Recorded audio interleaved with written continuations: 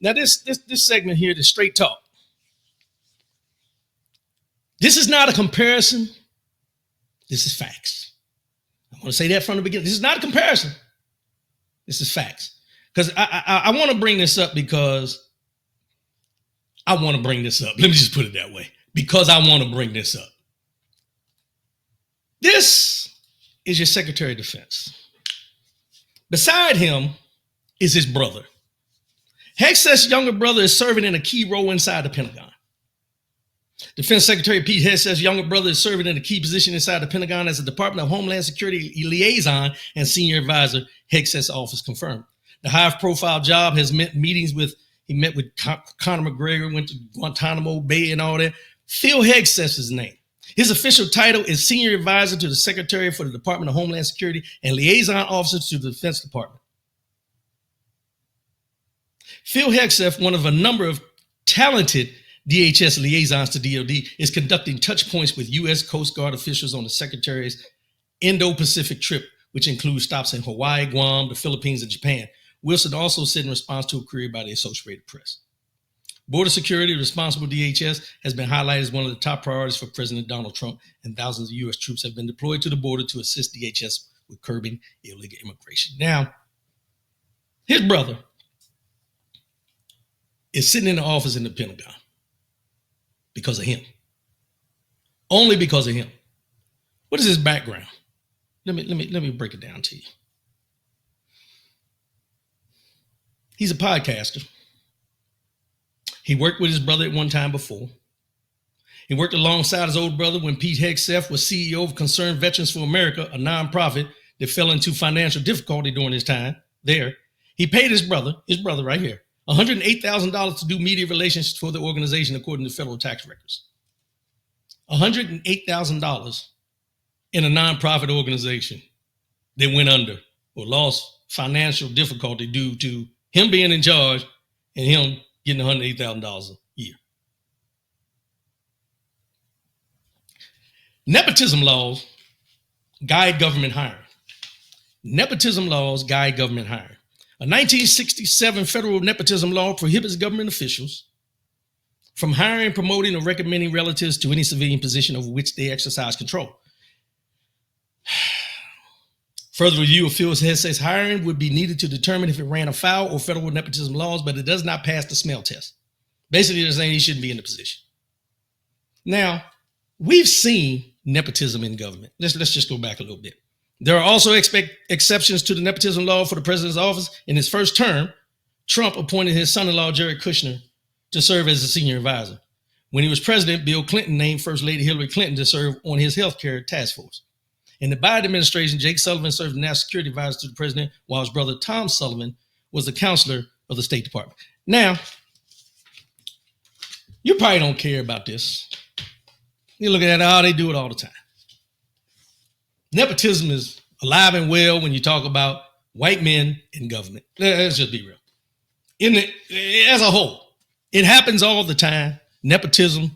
People putting their kids in positions they don't think they're worthy of, so on and so forth. But I bring this up today. Because I'm tired. And I understand people may not know a lot about, they don't get into the politics and they don't know who's serving where and all this because they don't care. I get that. But my problem with this is when you see this, I get upset about it. I get upset about it because it's been happening for years and years and years. And you know why I really get upset? Because of this. That's LeBron James and Bronny James, his son, both on the Los Angeles Lakers. And I'm tired of hearing our people condemn LeBron James' son being in the NBA like he don't belong.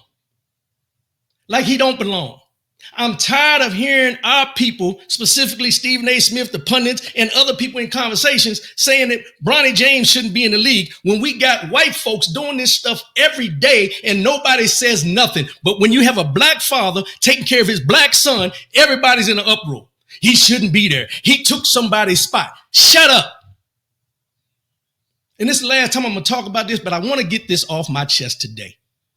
I understand there's a lot of people out there that don't get into politics, that don't understand the nepotism that goes on, but you know it goes on. When you see it in the white community, you don't say anything. But when this man, and the thing is this, here's the problem I have. It has nothing to do with Bronny. It has everything to do with LeBron. If you don't like LeBron, you're pissed about this move. If you like LeBron, you're okay with this move. The bottom line is this: nepotism, people giving their child a hand up, has been going on in this country for years and years and years. But when you talk about LeBron James and his son, you would think they killed somebody. That's why I have an issue with what's going on when they talk about him compared to what they talk about with Pete Hegseth and his brother. What is the difference? The complexion for the protection. And we as a people will beat LeBron James down for doing something for his son that we don't even pay attention to, for somebody who's over top of the largest military in the world, putting his son in a position that he knows nothing about. But we're concerned about a son playing basketball.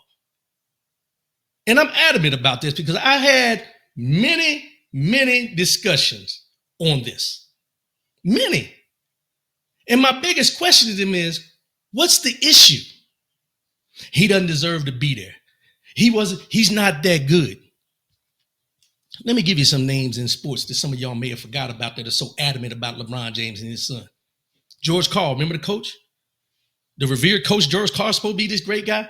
His son, Kobe Karl, he did about 10 years in the league. Was he worthy? He sat on the end of the bench for many years. Nobody said anything. Coach K, when he was coaching at Duke, his grandson, think about it, his grandson sat on the end of the bench. Nobody said a thing. Do you think he was good enough to be there? No, but his grandfather was the coach. So guess what? He's on the team. Doug Collins, Coach Michael Jordan in his early career with Chicago.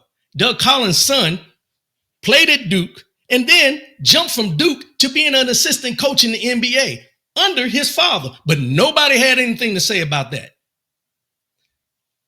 I get upset about this because when a black man, let's think about it. They tore LeVar Ball down about him talking about his sons.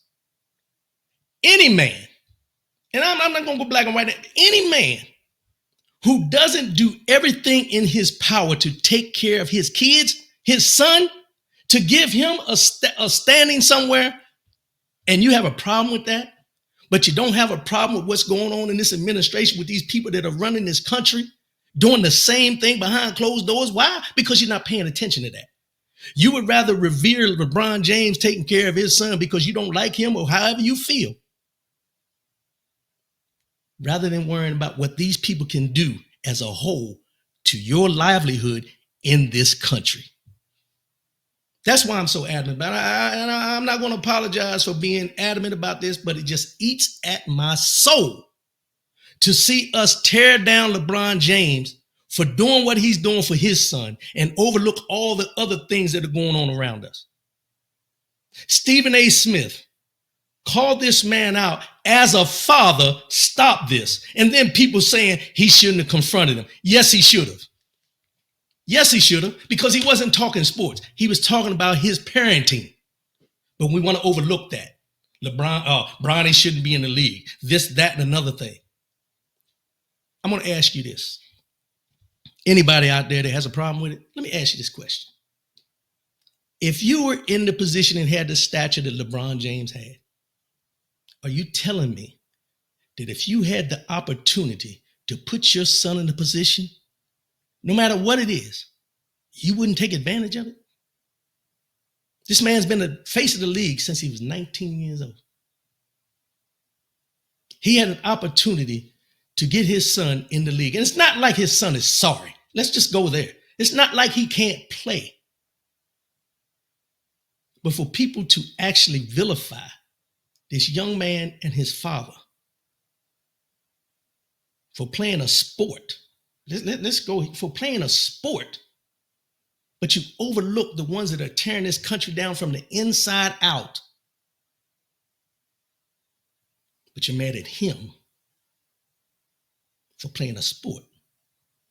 but you're not mad at them for benefiting financially and otherwise of sitting in these positions that control everything that goes on in your life in this country. Think about that the next time you say something about them. Think about that the next time that you vilify a black father who's doing what he should be doing as a father, because one time a day you'll say he ain't there. Now that he's there doing what he's supposed to do, you're mad at that. What is he supposed to do? And at the end of the day, LeBron doesn't pay him. The owners pay him. And if the owners decided to put him in that position because LeBron asked them to, why are you mad at LeBron? They could have told him no. I'm just saying. So be mad, say what you got to say. At the end of the day, we're concerned about the wrong shit at this time. We're concerned about the wrong things at this time. And let's take into account, this young man almost died. He had a heart attack. Are we overlooking the fact that this man, this father, almost lost his son to a heart attack, and now he has an opportunity to play and sit beside his son in a professional standing, and you got a problem with that? Come on, people. We got to get better. We got to get better. Jerry Page, hey man, it is what it is. Let's be real. Anybody that has a problem with this needs to look in the mirror and ask themselves, why do you have a problem with that? Why do you have a problem with that? Let me get it right. But you don't have a problem with this. You got a problem with LeBron James, but you don't have a problem with this. People need to start reading. People need to start understanding that this is not something that just started happening with LeBron James. This has been going on through the history of our country by other folks. But you're mad at a brother, a black man, when he does it. Make it make sense to me. Make it make sense. That's all I'm going to ask. Please make it make sense.